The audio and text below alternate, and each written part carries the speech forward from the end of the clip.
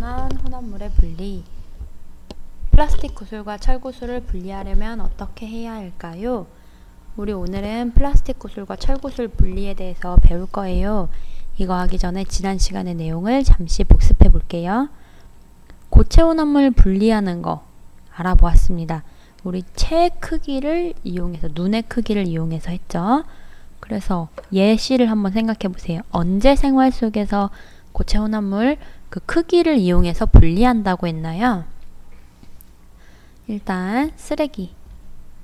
해변에서 쓰레기 수거할 때 쓰레기를 가져가고 모래를 다시 밖으로 내보내는 그런 기계가 있었고요. 또 강가에서 흙과 제첩을 분리할 때도 썼었죠. 공사장에서 모래 자갈 분리할 때에도 알갱이의 크기를 이용하여 해봤습니다. 여기 보이는 눈의 크기도 이용했죠. 그럼 오늘은요, 자석에 붙는 성질을 이용하여 고체 혼합물을 분리해 볼 거고요.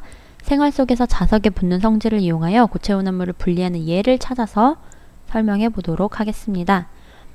과학책 106, 107, 실험관찰 53쪽이에요. 여러분들 이런 경험 있나요? 저는 6살 때 압정이 쏟아졌는데 압정을 다시 줍기가 어렵잖아요. 그리고 아프잖아요, 걔네를. 그래서 처리를 못하고 있다가 밟아서 엄청 아팠던 적이 있습니다. 여러분도 비슷한 경험 있나요? 이것처럼 장구피는 아니었지만 그 압정으로 돼서 납작못이었어요. 그런데 굉장히 아팠던 기억이 있습니다. 이 얘기를 왜 할까요? 교과서 106쪽에도 보면 서랍 속에서 납작못을 쏟은 경험이 있는지를 한번 우리가 생각해 볼 수 있어요. 납작못을 쏟으면 어떻게 걔네를 주워 담지? 하나하나 주워 담을 수 있는데 찔리면 아프잖아요. 어떻게 해야 납작못만 분리할 수 있을까요? 그거에 대해서 이제 나옵니다. 이런, 어쩌지?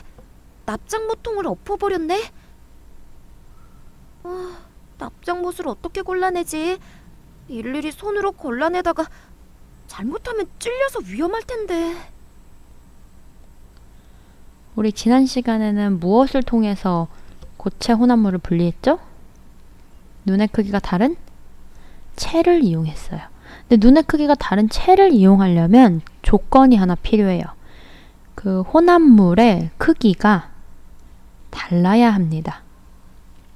그리고 여기에서는 이제 납작못을 넣기 위해서 일일이 손으로 할 수 있어요. 조심조심해서 해야겠죠. 할 수도 있고, 채를 이용한다면 납작못 크기랑 다른 물건들의 크기가 달라야 합니다. 어떻게 해야 쉽게 분리할 수 있을까요?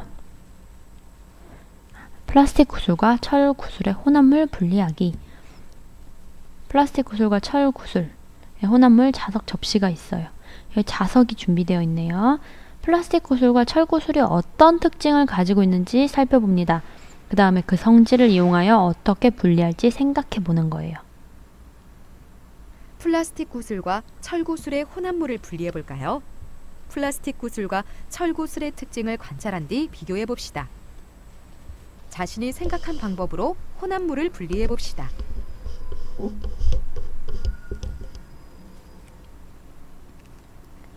플라스틱 구슬과 철 구슬은 크기가 어때요?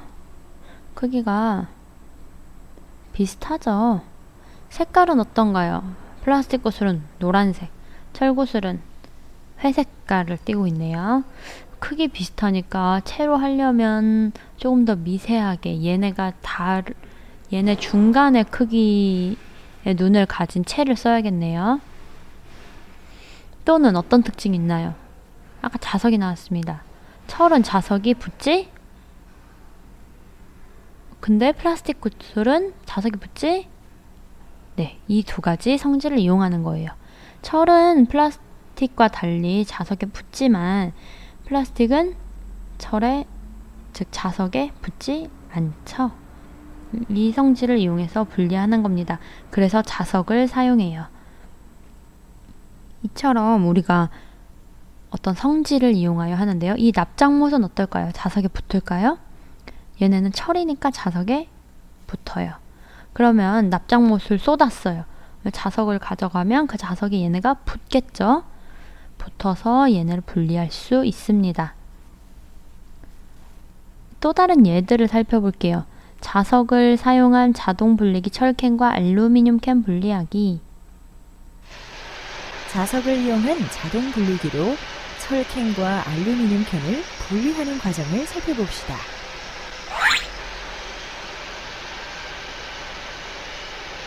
보면 여기다 다 넣는데 알루미늄은 여기 위에가 자석이니까 자석에 안 붙고 철캔만 위에 붙죠. 그래서 여기에서 떨어지고요. 철캔은 위에서 왼쪽에서 얘는 자석이 안 붙으니까 바로 떨어지죠.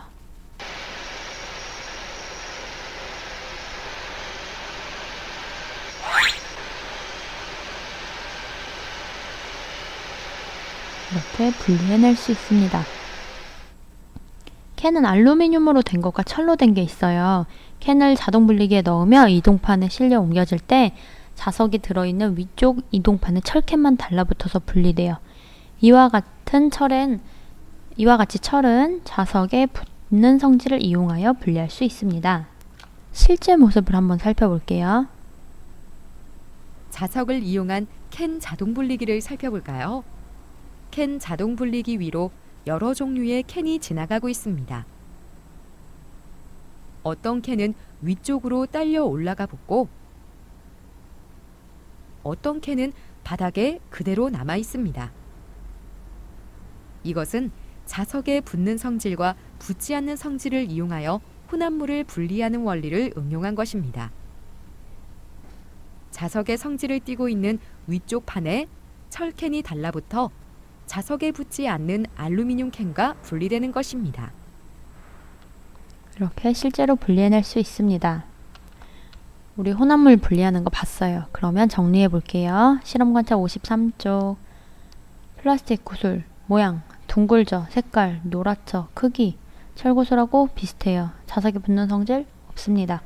철구슬 모양 둥글어요. 색깔 회색 크기 플라스틱 구슬과 비슷하고요. 자석에 붙는 성질 있죠. 이 두 가지를 이용하는 거예요. 글 그림으로 나타내는 건 여러분들이 글 그림으로 나타내세요. 글은 뭐 철구슬이 자석에 붙는 성질이 있으므로 플라스틱과 철구슬을 자석을 사용하여 분리한다. 뭐 자석을 사용하여 분리한다. 뭐 등등 여러분들이 간단하게 적어보시고요. 생각해 볼까요? 서랍 안에 다른 물체들과 섞여있는 납작못 어떻게 분리하죠? 납작못이 어떤 성질이 있어요? 자석에 붙어요. 그러니까 자석을 사용하여 분리한다. 생활 속에서 자석을 사용하여 혼합물을 쉽게 분리하는 예. 아까 보았던 거 쓰레기, 알루미늄과 철캔 분리하는 거 있었죠. 이거 말고 또 뭐가 있을까요? 흙 속에 섞여 있는 철가루를 분리할 수 있고요. 말린 고추를 기계를 사용하여 고춧가루로 만들 때, 그러니까 철이 잘라낼 때, 고추를 가루로 잘라낼 때 철가루가 생기는 경우가 있어요. 이때 이 철가루를 자석으로 분리합니다. 이건 뒤에 사진으로 보여줄게요. 생활 속에서 자석을 이용한 혼합물 분리 언제 하냐면요. 방금 말한 고추를 잘라서 고춧가루로 만들 때 나오는 사진이에요. 말린 고추를 기계를 사용하여 고춧가루로 만들 때 기계가 마모돼서 작은 철가루가 고춧가루와 섞이게 되는 경우가 있습니다. 이때 철가루와 고춧가루를 분리하기 위해 사용되는 것이 자석이에요. 철가루가 섞여 있는 고춧가루가 자석으로 된 여러 개의 봉을 통과하면 고춧가루에 섞여 있던 철가루가 자석 봉에 붙어요. 그래서 분리가 됩니다. 이거 말고 쌀 도정도 있어요. 쌀을 얻는 과정에서 자석을 이용하여 혼합물을 분리합니다. 쌀을 얻으려면 도정, 깎아내는 게 필요해요. 이 과정에서 기계가 마모돼서 철가루와 쌀이 섞여요.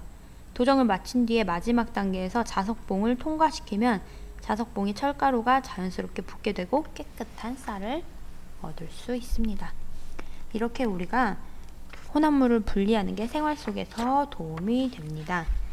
오늘은 무슨 성질을 이용하여 분리했죠? 오늘은 자석에 붙는 성질을 이용하여 분리했습니다. 다음 시간에는 소금과 모래 분리하려면 어떻게 해야 될지 알아보도록 할게요. 수고하셨습니다.